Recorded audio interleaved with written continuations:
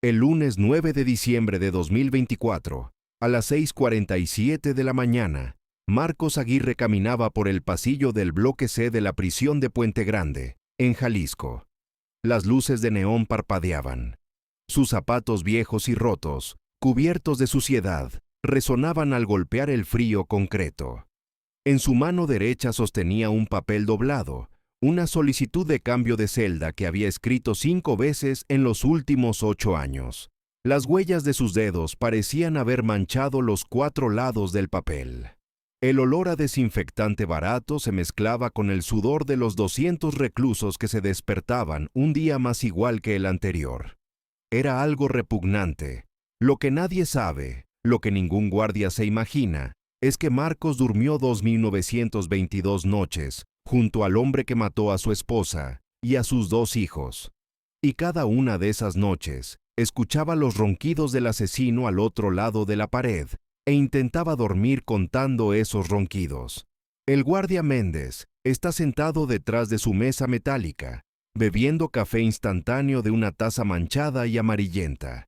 Tiene 50 años, bigotes canosos, ojos cansados por haber visto demasiado y haber informado muy poco. Sigue a cada recluso con la mirada. Al ver que Marcos se acerca, suspira profundamente. Ya conoce esa expresión, la expresión de un recluso que pide algo que no puede conseguir. Marcos pone el papel sobre la mesa, liso y con las esquinas alineadas. Su voz es tranquila, controlada, impasible. Solicitud de cambio de celda. Tengo problemas con mi vecino. No le importó. Hizo un gesto con la mano para despejar el aire. Méndez ni siquiera miró el documento. ¿Tu vecino? ¿El coyote? Se ríe. Una risa breve, pero burlona. Ese hombre es el recluso más tranquilo del bloque. No se mete con nadie, no habla con nadie, no causa problemas. ¿Qué problema puedes tener con él?, dice burlándose. Marcos no responde. Solo sus ojos se fijaron en un punto detrás del recluso, en una grieta de la pared que se había memorizado durante años. No hay forma de decir la verdad. No puede explicar que cada vez que cierra los ojos, ve los rostros de Elena, Sofía y Daniel. Se le hace un nudo en la garganta. No puede explicar cómo los ronquidos de El Coyote se mezclan en sus pesadillas con los gritos de sus hijos. No puede explicar cómo cada noche ese sonido le destroza por dentro. Méndez devuelve el papel. El papel se desliza lentamente de la mano de Méndez. La solicitud ha sido denegada. No hay celdas libres, y aunque las hubiera, no puedo cambiar a nadie de sitio porque te moleste el ronquido de tu vecino. Da otro sorbo a su café. Apartando la mirada de Marcos, dice: «Vuelve a tu celda, Aguirre. Quedan 20 minutos para el desayuno». Marcos coge el papel con resignación, lo dobla con cuidado y lo guarda en el bolsillo de su uniforme beige. Sus dedos tiemblan ligeramente, pero nadie se da cuenta. No discute, no insiste, no muestra su decepción, no reacciona. En 8 años ha aprendido a no mostrar nada. Los sentimientos son una debilidad, y la debilidad mata en Puente Grande. Camina de regreso por el pasillo. Sus pasos parecen seguir un ritmo. Las celdas a ambos lados están llenas de hombres que se despiertan, tosen, maldicen y se preparan para un día más de supervivencia. Hay todo tipo de personas, en resumen. Marcos pasa por la celda número 45, la 46, y se detiene frente a la 47. Su pulso se ralentiza involuntariamente. Es su celda, y justo al lado, separada solo por un muro de hormigón de 15 centímetros de grosor, está la celda número 48. La celda de Ramiro Vega, el Coyote. Marcos entra en su celda. El olor a óxido del hierro le invade la nariz. Se sienta en el borde de la cama, como ha hecho durante años.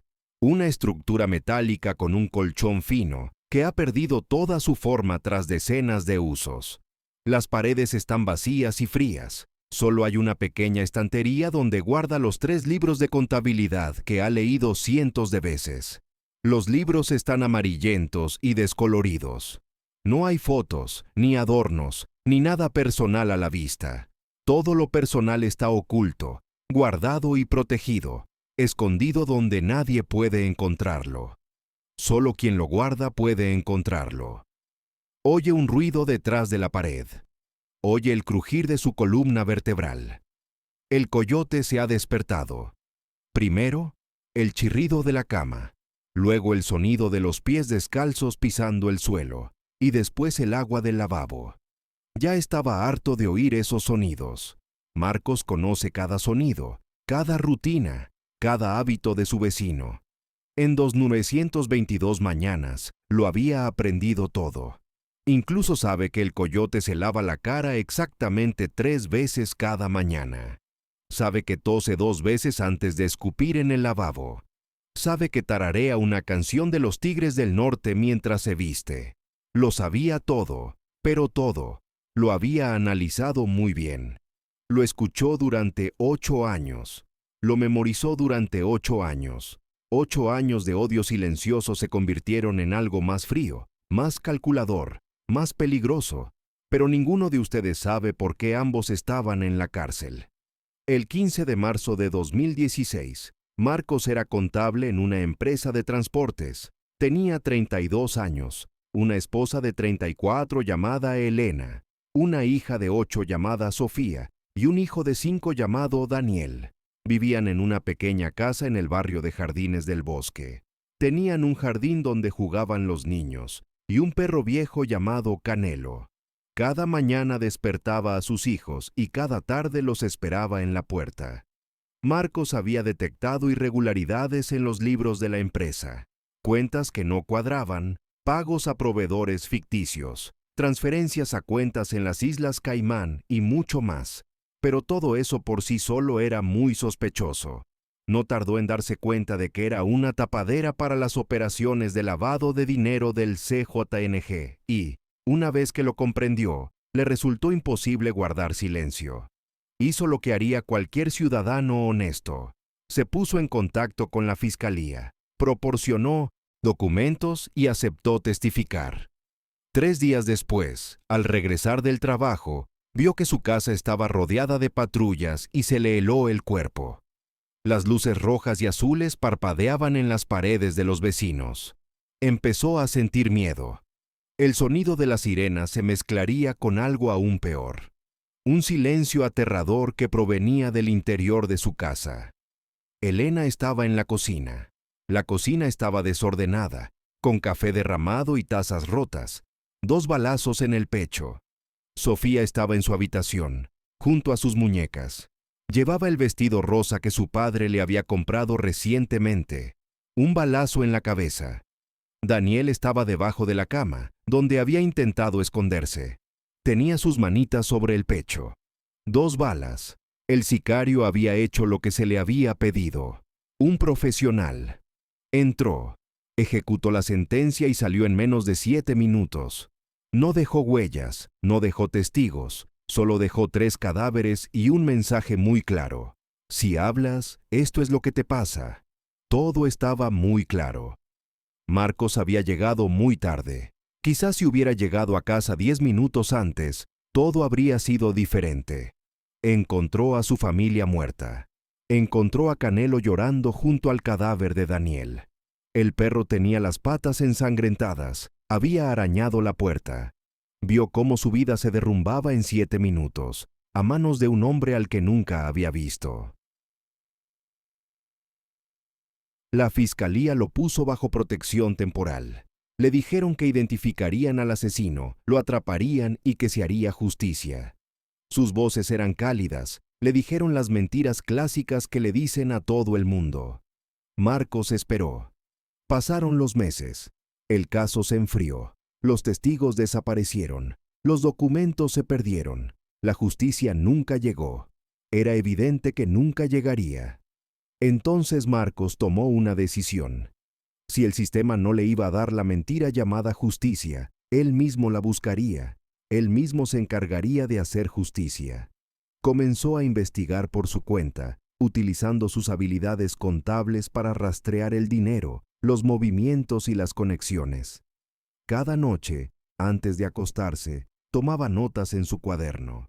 Le llevó 8 meses identificar al sicario, Durante 8 meses nunca se rindió. No podía hacerlo. Ramiro Vega, alias El Coyote, uno de los ejecutores más letales del CJNG, con más de 100 asesinatos confirmados. Para entonces, El Coyote ya había ingresado en prisión, detenido en una operación sin relación con el caso. Fue pura mala suerte. 60 años de prisión en Puente Grande, sin fin.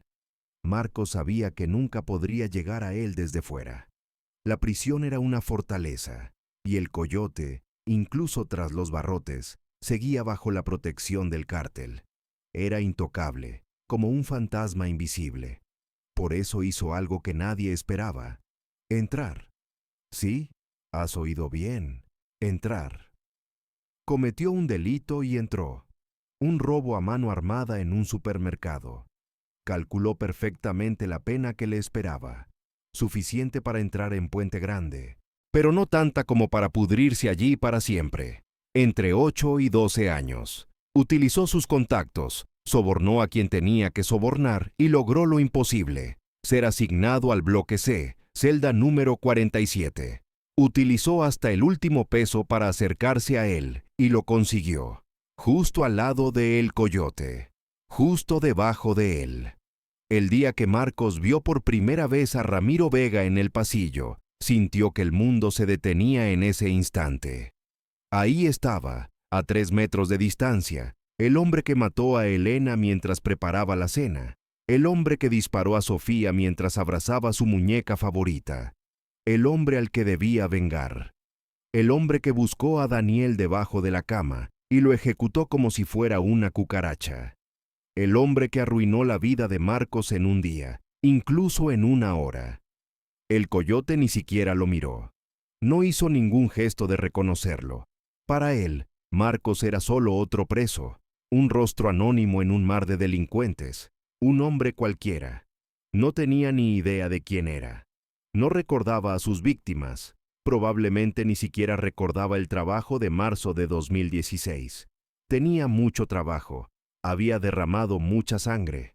Para El Coyote, la familia Aguirre era solo un encargo cumplido, un pago recibido, un día cualquiera en la oficina, una rutina diaria. Marcos tuvo que contenerse. Se clavaba las uñas en la palma de la mano. Todos los músculos de su cuerpo querían abalanzarse sobre El Coyote, estrangularlo con sus propias manos, ver cómo se le escapaba la vida de los ojos. Pero no lo hizo. No podía. Había esperado 8 meses para llegar hasta allí. Podía esperar más. Quería hacerle cosas diferentes porque había aprendido que la venganza sabe mejor cuando se sirve fría.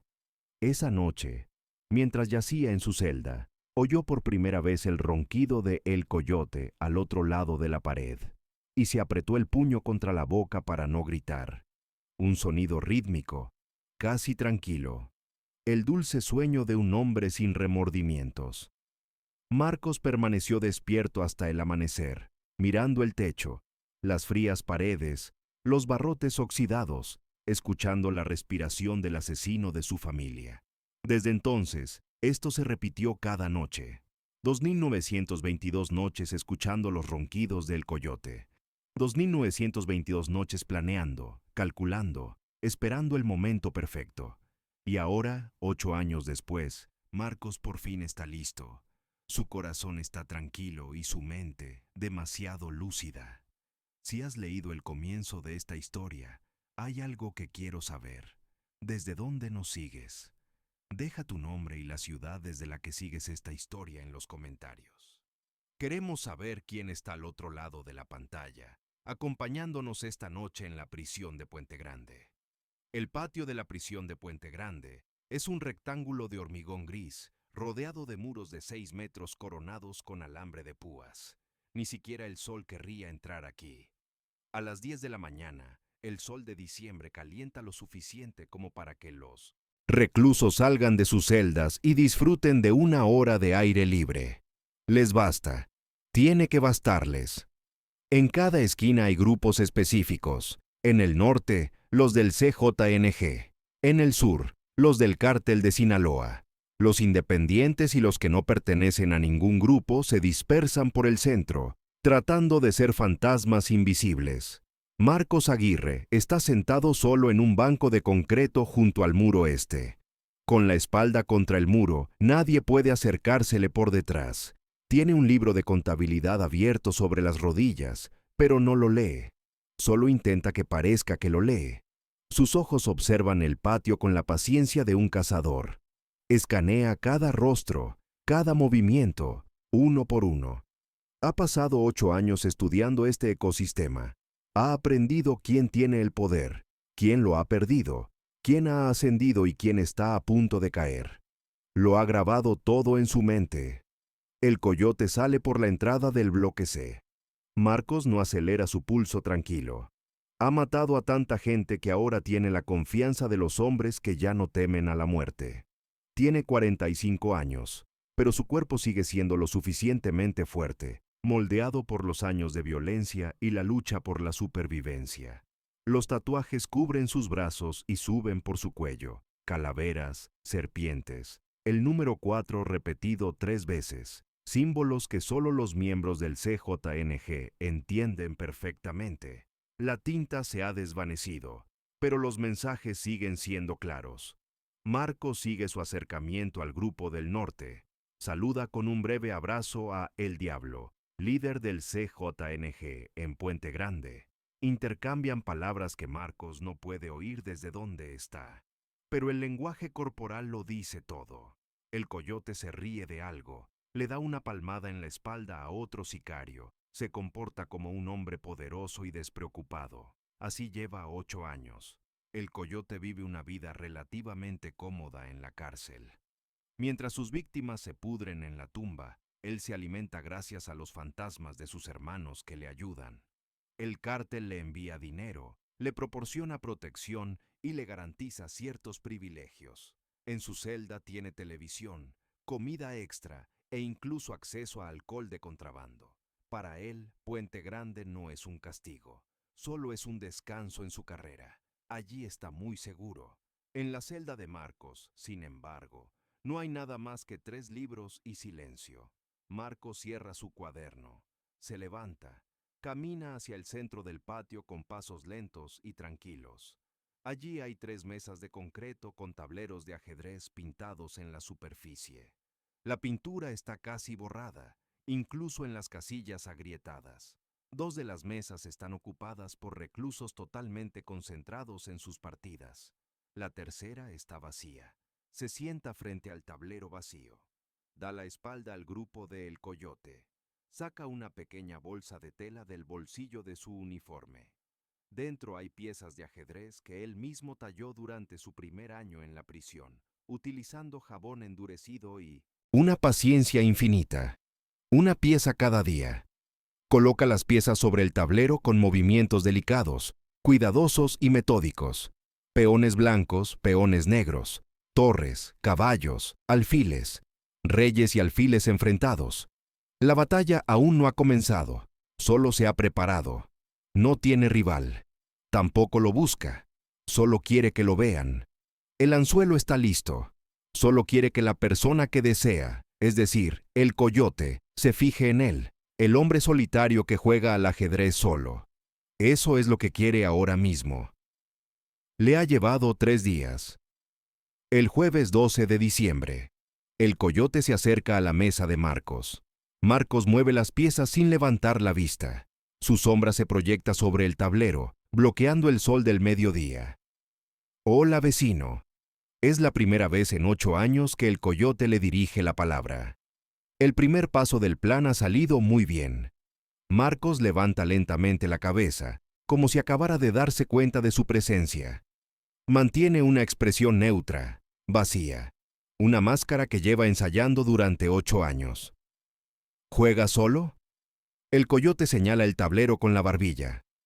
Es triste, hermano, muy triste. Hay falsedad en su voz. Marcos se encoge de hombros. Aquí no hay muchos jugadores. El coyote se sienta frente a él sin pedir permiso. Marcos lo compara con un animal alfa. Toma una ficha negra, un caballo, y la examina. Bonitas fichas. ¿Las has hecho tú? Sí. ¡Qué talento! El coyote coloca el caballo en su sitio. ¿Sabes quién soy? Marcos espera 3 segundos, una pausa calculada. Marcos está tenso. Niega con la cabeza una vez. Por supuesto que lo sabe. Toda la prisión lo sabe. Sabe quién es Ramiro Vega y por qué está aquí. El coyote sonríe. Una sonrisa fácil, casi sincera. La sonrisa de un hombre acostumbrado a ser querido. Somos vecinos desde hace años y nunca hemos hablado. ¡Qué grosero soy! Ramiro. Pero todo el mundo me llama el coyote. Marcos mira la mano que se extiende. La misma mano que empuña el arma. La misma mano que disparó 3 veces a Elena, una vez a Sofía y 2 veces a Daniel. Esa mano. Esos dedos dispararon 6 balas y dejaron 6 heridas en el pecho de Marcus. El coyote le estrecha la mano, la estrecha, pero con náuseas. Sin mostrar ningún sentimiento, le suelta la mano. ¿Qué haces aquí, Marcos? No pareces de por aquí. Un robo a mano armada. El coyote arquea las cejas, sorprendido. ¿Tú? ¿Un robo? No lo habría imaginado. Más bien, no sé, pareces contable o algo así. Marcos casi sonríe con ironía, con un sabor indefinido en la boca. Era contable. Antes, contable que robaba en el mercado. El coyote sonríe con claridad y nitidez. Esta prisión está llena de sorpresas, de verdad. Señala el tablero. Bueno, ¿jugamos? Hace años que no juego al ajedrez. Entre tanta tontería, un poco de estimulación mental me vendrá bien. Marcos reorganiza las piezas, coloca las blancas delante del coyote y se queda con las negras, quizá porque ahora jugará en el lado oscuro. El pistolero juega primero, el rey se mueve a E4, una apertura clásica y predecible, tan ostentoso como él mismo, pero claro. Marcos responde con el peón a E5, defensa simétrica. Espera, busca la oportunidad. El coyote mueve su caballo. ¿Cuántos años llevas aquí? 8. 8 años. El coyote silba en voz baja. Yo llevo aquí 9 años. Nos quedan muchos años por delante, vecino. Será mejor que nos llevemos bien. Había algo venenoso en sus palabras. Marcos mueve su caballo. ¿Por qué te has acercado? El coyote se recuesta, observando atentamente la tabla. Porque estoy aburrido. Los idiotas de mi grupo solo saben hablar de drogas, mujeres y a quienes han matado. Después de 9 años, esas conversaciones cansan, y mucho. Tú eres diferente. Callado, observador, inteligente. Se nota por cómo miras las cosas. Necesito hablar con alguien que tenga más de 2 neuronas. Marcos se quedó callado, sin decir nada, pero pensó para sí mismo lo peligroso que era que este hombre lo entendiera. Marcos lo evalúa mientras planea su siguiente movimiento. El coyote busca amistad intelectual. A pesar de estar rodeado de sicarios, se siente solo. La ironía es casi poética. El asesino de su familia se siente solo. De acuerdo. Marcos mueve su elefante. Podemos jugar de vez en cuando. El coyote sonríe ampliamente. Perfecto, vecino. Esto va a estar bien.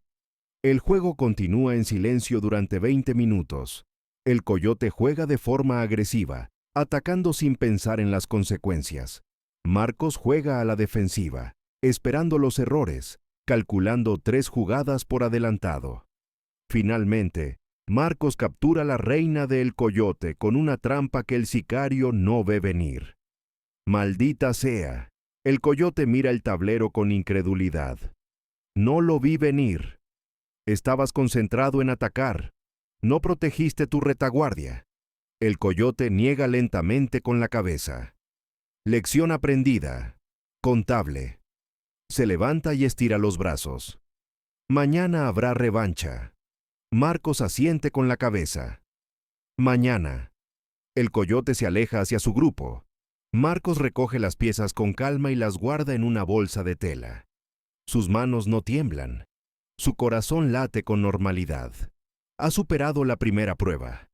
Esa noche, en su celda, Marcos se permite un momento de debilidad. Saca la foto que ha escondido detrás de un ladrillo suelto junto a su cama. Elena sonríe en la foto, con Sofía en un brazo y Daniel en el otro. La foto fue tomada un mes antes del asesinato, en el cumpleaños de Sofía. Hay un pastel de chocolate sobre la mesa y globos rosas al fondo. Marcos pasa el dedo por el rostro de su esposa. Ha comenzado, susurra. Por fin ha comenzado. Desde detrás de la pared, el coyote murmura mientras se prepara para dormir. Marcos guarda la foto, se acuesta en la cama y cierra los ojos.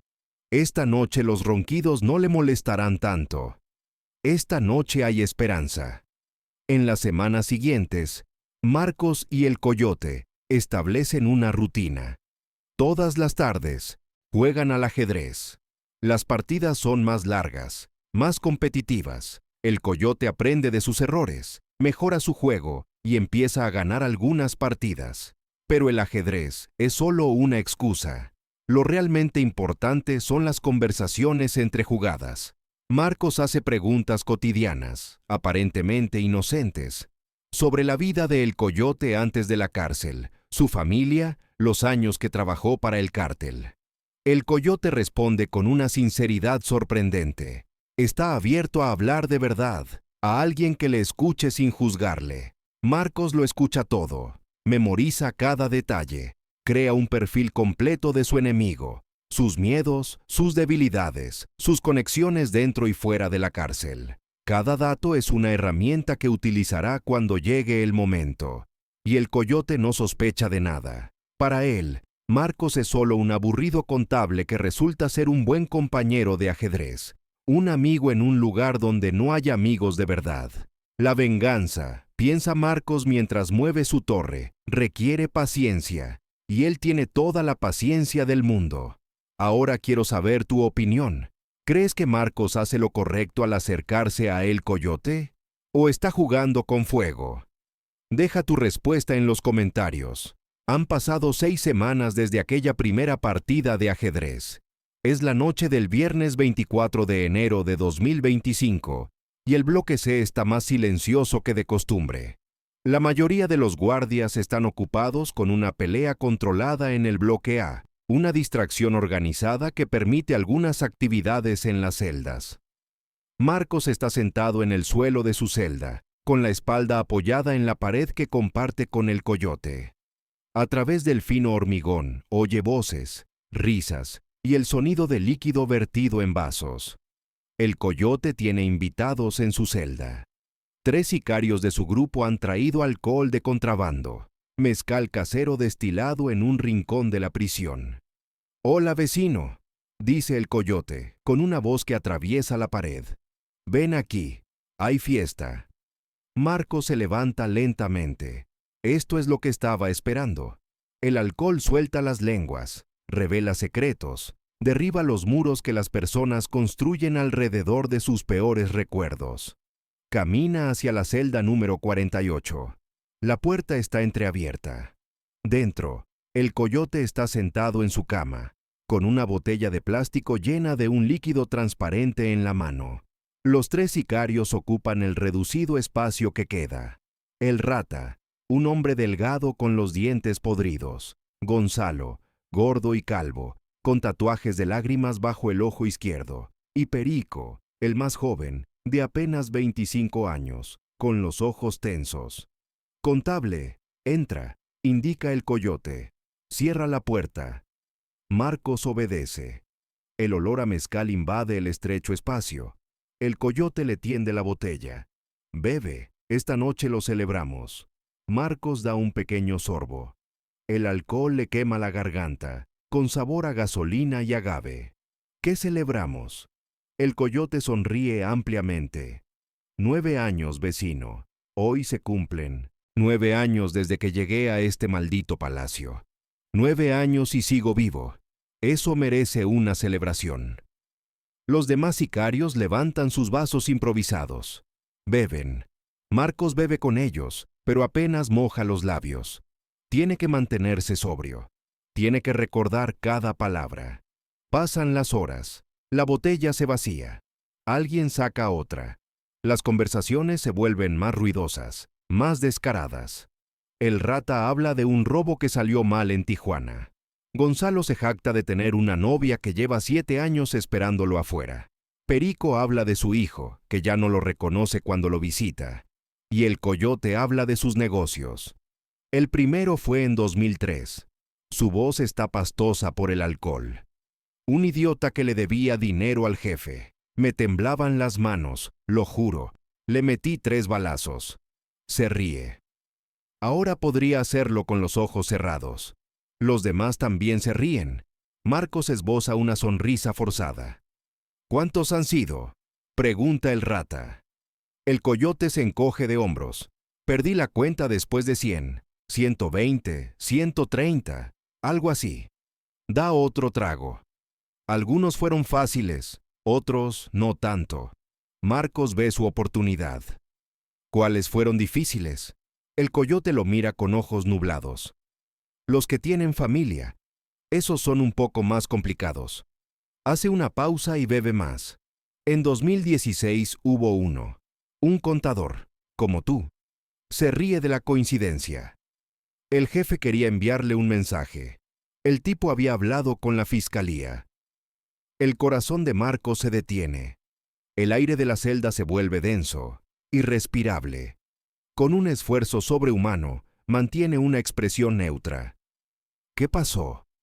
Su voz suena normal, como si estuviera preguntando por el tiempo. El Coyote se apoya contra la pared. Sus ojos miran al techo, perdido en el recuerdo. El hombre no estaba, solo la familia, su esposa y sus 2 hijos. Hace un movimiento con la mano como si espantara a una mosca. La mujer suplicó. Siempre suplican. Los niños lloraron. Siempre lloran. Otro trago. Pero el trabajo es el trabajo, vecino. No es nada personal. Marcos siente que algo se rompe dentro de él. 8 años reprimiendo la ira. 8 años construyendo una máscara de indiferencia. Y ahora todo amenaza con derrumbarse. Le tiemblan las manos. Oculta el temblor cogiendo la botella de mezcal. ¿Y el contable? Consigue preguntar. ¿Qué le pasó? El Coyote se encoge de hombros. Desapareció, cobarde hijo de puta. Nunca le vi la cara. A veces me pregunto si seguirá vivo, escondido en algún agujero, sabiendo que su familia murió por su culpa. Sonríe. Una sonrisa cruel. Espero que así sea. Espero que viva muchos años con ese peso. Marcos aprieta la botella con tanta fuerza que el plástico cruje. Siente sangre caliente donde las uñas se le clavan en la palma de la mano. No puede respirar. No puede pensar. Solo ve los rostros de Elena, Sofía y Daniel, superpuestos a la cara sonriente del Coyote. Brindemos por esto. Enruer levanta su vaso. Por los trabajos bien hechos. Los sicarios beben. Marcos se lleva la botella a los labios, pero no bebe. Si bebe ahora, si deja que el alcohol le haga perder el control, matarás el Coyote con sus propias manos esta noche. Y eso lo arruinará todo. 8 años de planificación se esfumarían en un momento de ira. No me siento bien. Marcos se levanta, fingiendo mareos. El mezcal me ha sentado mal. El Coyote lo mira con divertida compasión. Contador delicado, ve a vomitar, vecino. Mañana seguiremos con la fiesta. Marcos sale de la celda. Camina por el pasillo oscuro hacia el baño compartido. Entra, se encierra en un cubículo y finalmente se quita la máscara.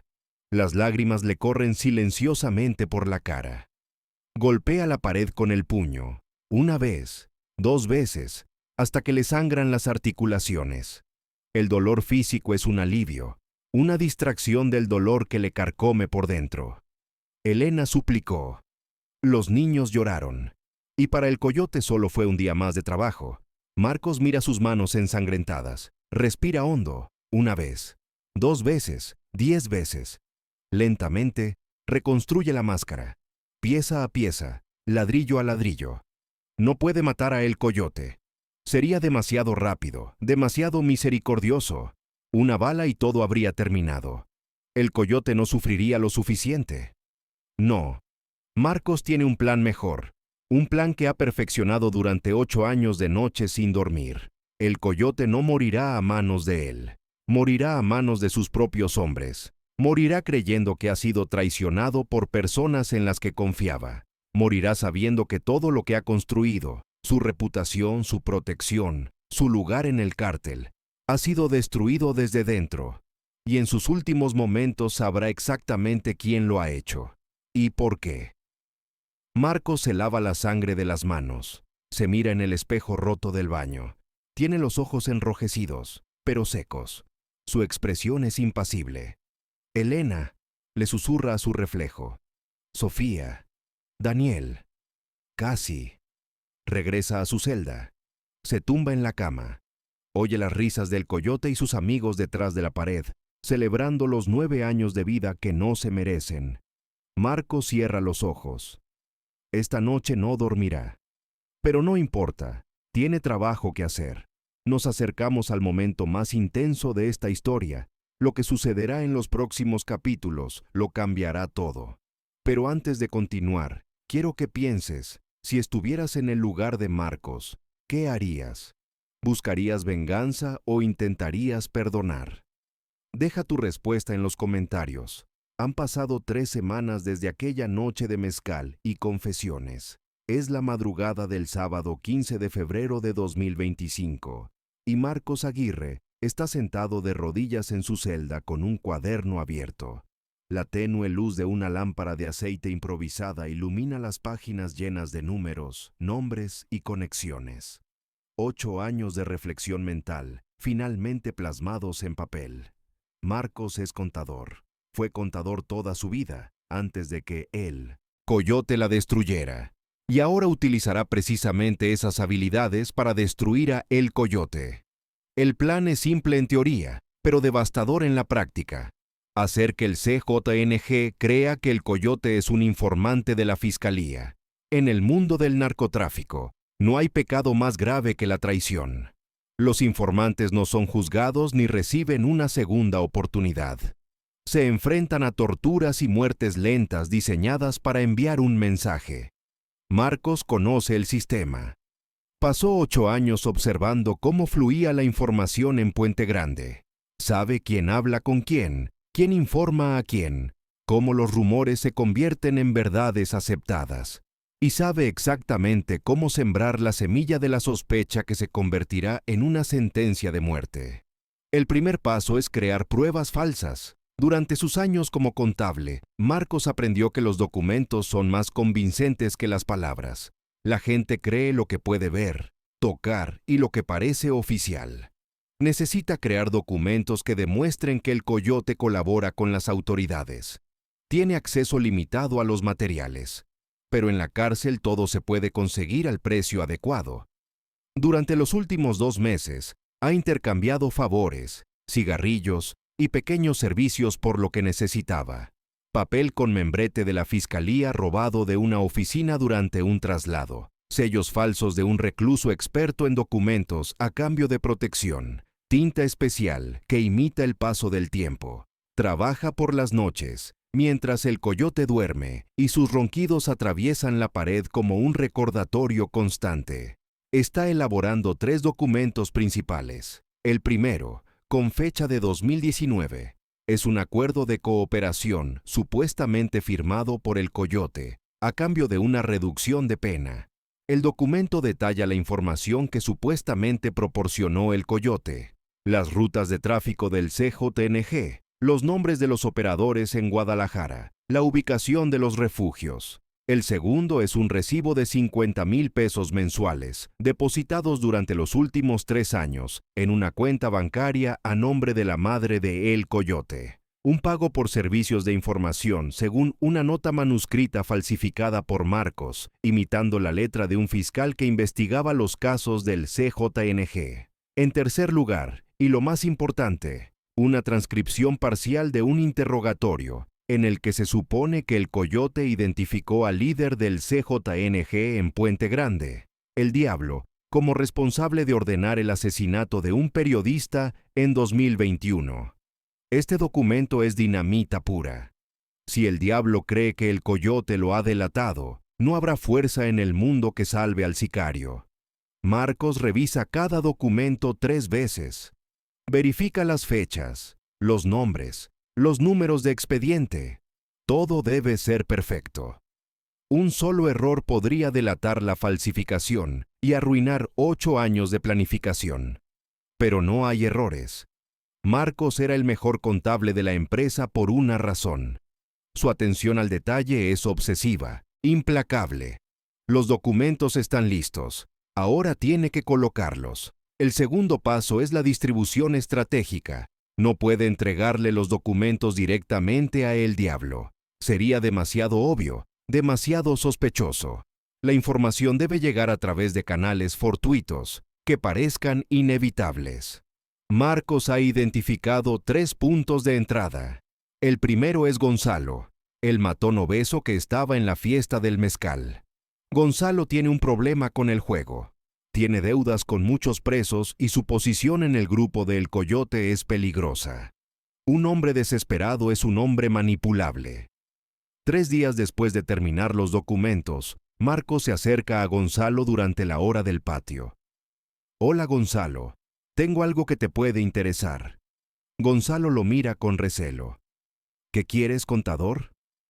Marcos baja la voz y mira a su alrededor como si temiera que lo oyeran. «He oído algo sobre El Coyote, algo que el diablo debería saber». Los ojos de Gonzalo brillan. La información sobre un amigo es un valioso medio de intercambio. Puede saldar sus deudas, mejorar su posición. «¿Qué has oído?» Marcos niega con la cabeza. «Aquí no. Esta noche, después del recuento, deslizaré un papel por debajo de mi puerta. Tú decides qué hacer». Esa noche Marcos desliza el primer documento, el acuerdo de colaboración, por debajo de la puerta de Gonzalo. Al día siguiente, desde su lugar habitual en el patio, observa cómo Gonzalo se acerca nervioso a El Diablo. Hablan en voz baja. El Diablo coge el papel, lo lee, y su expresión se endurece. La semilla estaba plantada. El segundo punto de entrada era más sutil. Marcos había entablado una relación cordial con el guardia Méndez, que 2 meses antes había rechazado su solicitud de cambio de celda. Méndez estaba corrupto, como casi todos los guardias de Puente Grande. Aceptaba sobornos de todas las partes y vendía la información al mejor postor. Marcos le entrega a Méndez el segundo documento, el recibo bancario, envuelto en un billete de 500 pesos. «Lo encontré en el pasillo», dice Marcos con voz inocente. «Pensé que se le había caído a alguien importante. Quizás debería llegar a las manos adecuadas». Méndez mira el documento. Cuando comprende lo que tiene en las manos, sus ojos se abren ligeramente. Sin decir una palabra, asiente con la cabeza. Marcos sabe que el documento llegará a manos del diablo antes de que caiga la noche. Los guardias corruptos siempre eligen al bando ganador, y en Puente Grande quien manda es el diablo. El tercer punto de entrada es el más arriesgado. Marcos tiene que conseguir que el rumor se extienda más allá del círculo cercano de El Diablo. Todo el bloque C debe hablar de la traición de El Coyote. Para ello, utiliza al joven y nervioso sicario Perico. Perico es nuevo en el cártel, no está seguro de su posición y está deseoso de demostrar su lealtad. Marcos lo detiene una mañana en el baño común. «Perico, ¿puedo darte un consejo?» El joven lo mira con sorpresa. «¿Qué tipo de consejo?» Marcos le susurra. «Ten cuidado con El Coyote, no es quien crees que es». Le entrega el tercer documento, la transcripción del interrogatorio. «Léelo y quémalo. Y si quieres sobrevivir en este lugar, aléjate de él antes de que el diablo entre en acción». Perico toma el papel con manos temblorosas. Marcos sabe que no lo quemará. Perico es demasiado joven, demasiado asustado, demasiado tonto para guardar un secreto. Le mostrará el documento a alguien. Ese alguien se lo mostrará a otro. Y en cuestión de días, todo el bloque sabrá que El Coyote es un supuesto soplón. El tercer paso es esperar. Los rumores se propagan como un incendio en la hierba seca. Marcos observa desde las sombras cómo la actitud hacia el coyote cambia poco a poco. Los sicarios que antes lo saludaban con respeto, ahora lo ignoran. Las conversaciones se detienen cuando él se acerca. El diablo ya no lo invita a las reuniones del grupo. El coyote nota el cambio. En las partidas de ajedrez con Marcos, se muestra más callado, más tenso. Sus movimientos son irregulares, descuidados. Algo extraño está pasando, vecino. El coyote mueve su alfil sin pensar. La gente me mira de otra manera. Es como si supieran algo que yo ignoro. Marcos toma la torre con su alfil. Probablemente te lo estás imaginando. La cárcel te vuelve paranoico. No, no me lo estoy imaginando. El coyote baja la voz. He oído que el diablo ha preguntado por mí. Dice que tiene documentos. ¿Sabes algo al respecto? Marcos lo mira directamente a los ojos. Mantiene su expresión de 8 años de práctica completamente neutra. No sé nada. Solo juego al ajedrez y leo mis libros de contabilidad. No me meto en la política del cártel. El coyote niega con la cabeza, pero la sospecha permanece en sus ojos. Sí, tienes razón. Mira el tablero. Se da cuenta de que ha perdido su alfil y maldice en voz baja. Marcos mueve su alfil. Jaque. El coyote examina el tablero con desesperación, buscando una salida que no existe. Una metáfora perfecta de su situación real. Atrapado, acorralado, sin opciones. Y sin saber que el hombre sentado frente a él es quien le ha tendido la trampa. Me retiro. El coyote derriba a su rey. Hoy no puedo concentrarme. Marcos recoge las piezas con calma. Mañana será otro día. Pero ambos saben que los días del coyote están contados. Ya que has llegado hasta aquí, quiero hacerte una pregunta. ¿Crees que la venganza de Marcos está justificada? ¿O ha cruzado una línea sin retorno? Deja tu opinión en los comentarios. Tu punto de vista es importante. Martes 4 de marzo de 2025 por la noche. Tras el recuento de las 10, el bloque C está en silencio. Los guardias han terminado sus rondas y las luces del pasillo están apagadas, salvo las de emergencia, que proyectan largas sombras sobre el cemento. Marcos está tumbado en su cama, con los ojos abiertos, mirando al techo. Oye a el coyote moviéndose inquieto en su celda, al otro lado de la pared. Ya no ronca como antes. El sicario apenas ha dormido en las últimas 2 semanas. El miedo lo mantiene despierto, alerta, esperando algo que sabe que va a suceder, pero sin saber cuándo ni cómo. A las 11:47, Marcos oye pasos en el pasillo. Muchos pasos, coordinados, silenciosos, deliberados. Se acerca a la puerta de su celda y mira por la pequeña ventana enrejada. 6 sombras avanzan por el pasillo. Reconoce a el diablo al frente, su enorme silueta no engaña. Detrás de él, los 4 sicarios en los que confía. Y al final, el guardia Méndez, con un manojo de llaves en la mano, cumpliendo con su parte del trato. Se detienen frente a la celda número 48. Méndez abre la puerta sin decir una palabra. Los sicarios entran.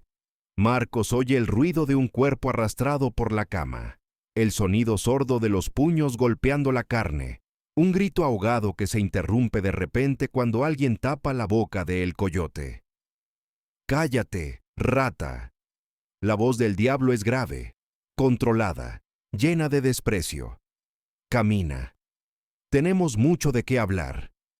Marcos observa desde la ventana. Ve a el coyote siendo arrastrado por el pasillo, con los brazos sujetos por 2 sicarios y la boca tapada con un trapo sucio. Sus ojos están abiertos con terror, buscando desesperadamente una explicación, una salida, una esperanza.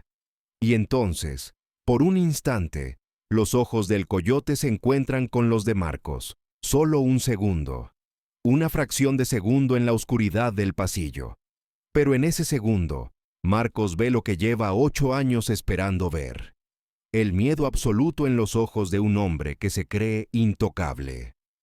El coyote desaparece al final del pasillo, arrastrado hacia las duchas del bloque C. Todos en Puente Grande saben lo que ocurre en las duchas después del toque de queda. Es allí donde los cárteles resuelven sus asuntos internos, lejos de las cámaras y los testigos oficiales. Marcos regresa a su cama. Se sienta en el borde, con las manos entrelazadas y la respiración controlada. Espera. Pasa una hora. Luego otra más. A las 2:15 de la madrugada, vuelve a oír pasos en el pasillo. Esta vez más lentos, menos urgentes. Ve que los sicarios regresan sin el coyote. El diablo camina delante, limpiándose las manos con un paño que alguna vez fue blanco. Se detienen frente a la celda de Marcos. El diablo lo mira a través de los barrotes. Sus ojos son fríos, calculadores. Los ojos de un hombre que ha visto y hecho cosas que destrozarían a una persona normal. Contador. Marcos le devuelve la mirada. Señor. Gracias por la información. El diablo se detiene, examina el rostro de Marcos, buscando algo. El coyote quiere hablar contigo, antes de terminar su trabajo. Dice que tiene algo que decirte. Marcos siente que su corazón se acelera, pero mantiene una expresión neutra. ¿Conmigo? No lo entiendo. El diablo sonríe, una sonrisa que no llega a sus ojos. Yo tampoco lo entiendo, pero un hombre condenado tiene derecho a una última conversación. Señala a Méndez. Ábrela. La puerta de la celda se abre. Marcos sale al pasillo. Rodeado por 2 sicarios, camina hacia las duchas del bloque C. Cada paso resuena en el concreto. Cada paso lo acerca al momento que ha imaginado durante 2922 noches. Las duchas son un amplio espacio con paredes de azulejos blancos manchados de moho y otras sustancias que Marcos prefiere no identificar. La luz fluorescente parpadea, creando un efecto estroboscópico que lo hace todo parecer irreal, como una pesadilla de la que no puedes despertar. El coyote está en medio de la habitación, atado a una silla de metal. Su rostro es una masa de sangre y moretones. Le faltan varios dientes. Uno de sus ojos está tan hinchado que no puede abrirlo. Sus manos, las manos que dispararon a Elena, Sofía y Daniel, cuelgan sin vida a ambos lados, con los dedos rotos en ángulos imposibles. Pero el otro ojo, el que aún funciona, se fija en Marcos cuando éste entra. Y en ese ojo hay algo que Marcos no esperaba ver: comprensión. Déjenos solos. La voz del coyote es solo un susurro ronco, las palabras se ven distorsionadas por los labios partidos y, probablemente, la mandíbula rota. El diablo asiente con la cabeza a sus hombres. Salen de las duchas y cierran la puerta. Marcos y el coyote se quedan solos. El silencio es absoluto. Solo se oye el goteo de un grifo mal cerrado y la respiración entrecortada del coyote. Tú lo hiciste. No es una pregunta. El coyote lo sabe. De alguna manera, durante las horas de tortura, ha atado cabos. Los documentos, los rumores, lo hiciste todo tú. Marcos no responde. No hace falta. Su silencio es una confirmación suficiente. El coyote tose. La sangre le gotea de la boca sobre el suelo de baldosas. ¿Por qué? ¿Qué te hice? Ni siquiera te conocía antes de la cárcel. Marcos camina lentamente hacia el coyote. Se detiene a 1 metro de distancia. Mira desde arriba los restos del hombre que destruyó su vida. 15 de marzo de 2016. Su voz es tranquila, casi suave. Barrio Jardines del Bosque, Guadalajara. Una pequeña casa con jardín y un perro viejo llamado Canelo. El ojo funcional del coyote parpadea. Primero confusión, luego otra cosa. El comienzo del reconocimiento. Una mujer de 34 años, 2 hijos de 8 y 5 años. Marcos hace una pausa. El contador que nunca encontraste. El cobarde que, según tú, debería vivir con culpa. El coyote cierra los ojos. Todo su cuerpo tiembla, no por el dolor físico, sino por algo más profundo. La comprensión de que su pasado finalmente lo ha alcanzado. Mi esposa se llamaba Elena. La voz de Marcos se quiebra por primera vez en 8 años. Mi hija se llamaba Sofía. Mi hijo se llamaba Daniel. Tenían 8 y 5 años. Sofía quería ser veterinaria. A Daniel le encantaban los dinosaurios. Elena hacía los mejores moles de Guadalajara. Abre los ojos. Las lágrimas corren por las mejillas de Marcos, pero su expresión permanece impasible. Me has quitado todo. Todo lo que amaba, todo lo que me importaba, todo lo que daba sentido a mi vida. En 7 minutos has destruido todo mi mundo. El coyote abre los ojos. Las lágrimas se mezclan con la sangre de su rostro desfigurado. No lo sabía. No lo recordaba. Hay tantas cosas. Lo sé. Marcos se arrodilla frente a el coyote, con los rostros a la misma altura. Sé que para ti solo fueron 3 balas más, 3 cadáveres más.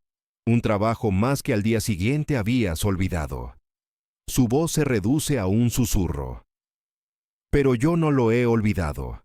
Me he despertado cada día de estos 8 años recordándolo. Cada noche me he dormido escuchándote roncar al otro lado de la pared, sabiendo que tú dormías en paz mientras yo vivía en un infierno. El coyote intenta hablar, pero Marcos lo interrumpe. No quiero tus disculpas. No quiero tu arrepentimiento. Ya es demasiado tarde para eso. Se levanta y da un paso atrás. Solo quería que lo supieras, antes del final. Quería que murieras sabiendo exactamente por qué. Quería que mi familia fuera lo último en lo que pensaras. Camina hacia la puerta. La abre. El diablo y sus hombres esperan fuera. Espera. La voz del coyote lo detiene. Marcos se da la vuelta. Lo siento. Sé que no significa nada. Sé que no cambia nada. Pero lo siento. Marcos lo mira por última vez. Tienes razón. No significa nada. Sale de las duchas. La puerta se cierra detrás de él. Oye a los sicarios volver a entrar. El sonido del metal golpeando la carne. Un último grito ahogado que se apaga en la noche. Y luego, silencio. Marcos regresa a su celda. Sus pasos son lentos, pesados, como si llevara un peso invisible sobre los hombros. Entra en la celda número 47. Se sienta en su cama. Mira la pared que lo ha separado durante 8 años del asesino de su familia. Por primera vez en 2922 noches, no se oye roncar al otro lado. Solo silencio. Esa noche, Marcos Aguirre no duerme. Se sienta en el borde de la cama y mira la pared que lo ha separado durante 8 años del asesino de su familia. La celda número 48 ya está vacía. Mañana cambiarán el colchón manchado de sangre. Los demás reclusos se quedarán con las pertenencias del coyote o las robarán. En una semana, nadie recordará que Ramiro Vega existió. Pero Marcos lo recordará. Lo recordará siempre. Saca la foto de su escondite detrás de un ladrillo suelto. Elena, Sofía y Daniel le sonríen desde el papel desgastado por años de caricias, besos y lágrimas. La tenue luz del amanecer ilumina sus rostros congelados en un momento de felicidad que ya no existe. Se acabó. Susurra Marcos. Su voz tiembla. Por fin se acabó. Las lágrimas llegan sin previo aviso. 8 años de represión. 8 años de máscara impenetrable. 8 años de convertirse en piedra para sobrevivir. Todo se derrumba de golpe. Marcos llora como nunca lo había hecho desde marzo de 2016, cuando encontró los cadáveres de su familia. Hasta esa noche. Llora por Elena, por los domingos por la mañana en que desayunaban juntos en la cama, por Sofía, por los dibujos de animales que colgaba en el refrigerador y por sus sueños de ser veterinaria, que nunca se harían realidad. Por Daniel, por los dinosaurios de plástico que aún deben estar guardados en una caja en un lugar que ya no es su hogar. Y llora por él mismo, por el hombre que era antes de todo esto, por el contador honesto que creía en la justicia y en hacer lo correcto. Ese hombre murió junto con su familia el 15 de marzo de 2016. Quedó otro, más frío, más duro, más capaz de cosas que el antiguo Marcos nunca habría imaginado. ¿Valió la pena? La pregunta lo corroe entre lágrimas que le secan las mejillas. Pasó 8 años de su vida en la cárcel. Sacrificó su libertad, su futuro, su humanidad. Se convirtió en un manipulador, un mentiroso, el artífice de una muerte brutal. Todo por venganza. Elena no lo aprobaría. Marcos lo sabe con certeza. Su esposa creía en el perdón, en la salvación, en la bondad innata del ser humano. Si pudiera verlo ahora, se sentiría decepcionada. Quizás se horrorizaría.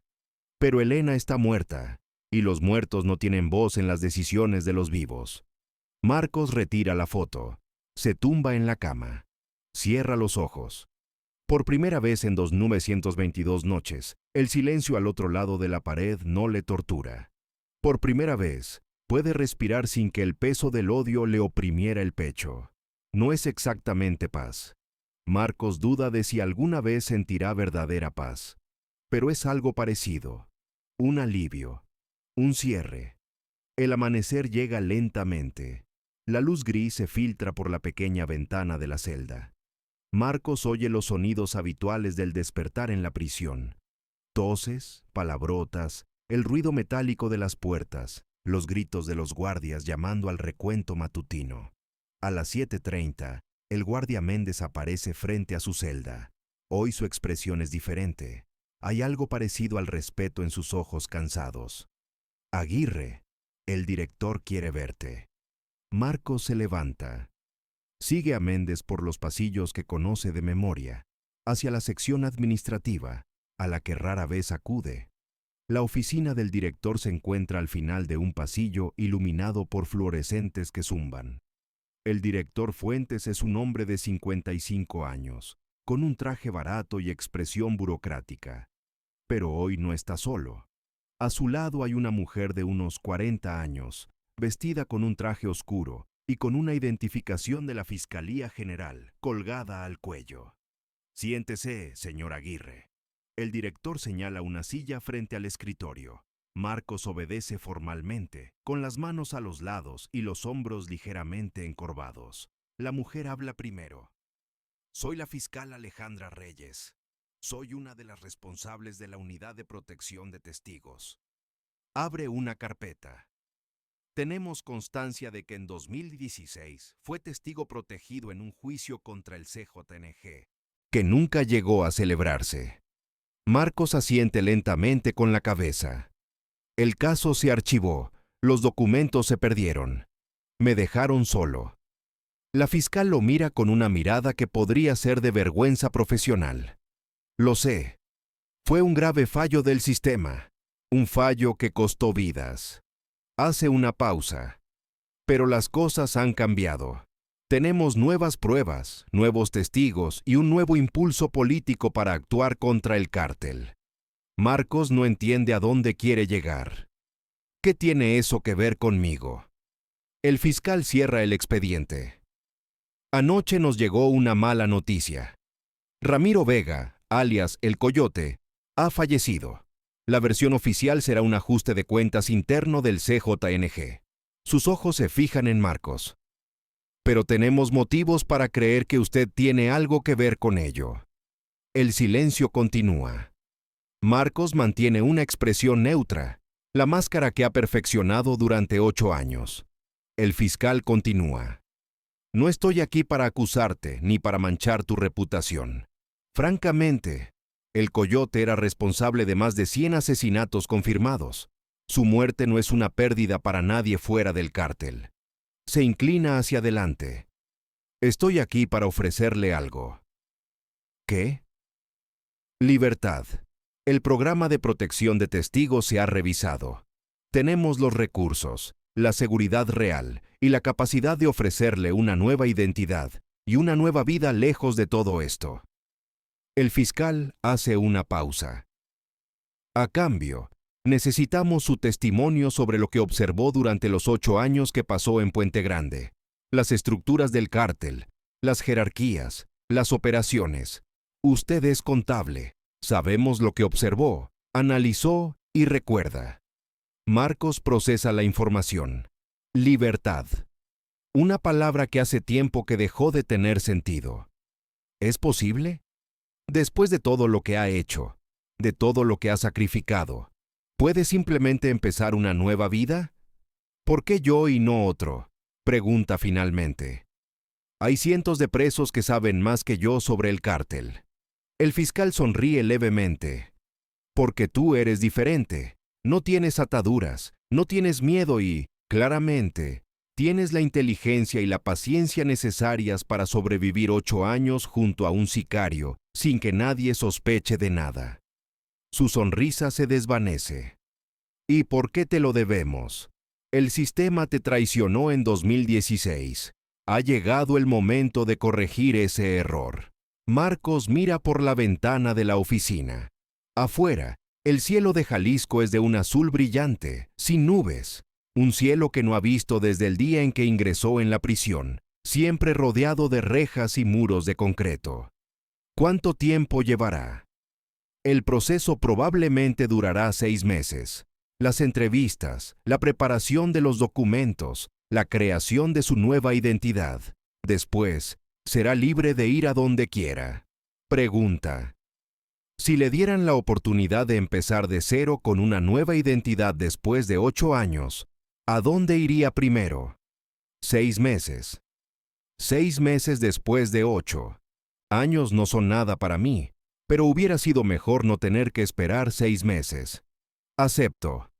6 meses después, una mañana de septiembre de 2025, un hombre de 41 años llamado Miguel Ángel Domínguez abre la puerta de un pequeño departamento en Mérida, Yucatán. El sol del sureste de México entra por las ventanas, calentando las paredes blancas y el piso de mosaico. El departamento es modesto, pero está impecable. Una sala, una cocina, un baño, un dormitorio. Lo único decorado es una pared del dormitorio, donde cuelga una foto enmarcada. Elena, Sofía y Daniel sonríen desde el marco de madera, iluminados por la luz tropical.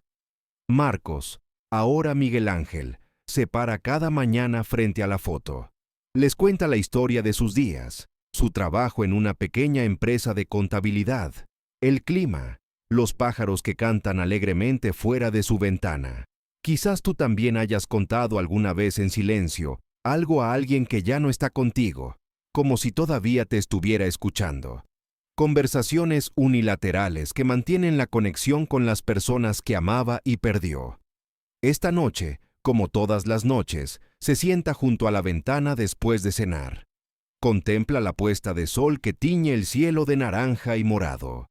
Escucha el sonido vivo, palpitante, real de la ciudad. Y, por primera vez en casi 9 años, Marcos Aguirre se duerme plácidamente. No hay ronquidos que rompan las paredes. No hay recuerdos sangrientos que interrumpan sus sueños. No hay fantasmas que susurren los nombres de las víctimas en la oscuridad. Solo silencio, solo paz. Solo el comienzo de algo que, con el tiempo, tal vez pueda llamarse vida. ¿Te ha impactado esta historia? Suscríbete al canal para no perderte la próxima. Escriba en los comentarios cuál es el momento que más le ha impactado. El hecho de que Marcos esperara en silencio junto a El Coyote durante 8 años, que planeara su venganza dentro del cártel utilizando documentos falsos, o que El Coyote descubriera la verdad en sus últimos momentos. Dígame, ¿cree que Marcos ha encontrado la paz verdadera o que la venganza siempre le consumirá por dentro? Tu opinión es importante para mí. Nos vemos en la próxima historia.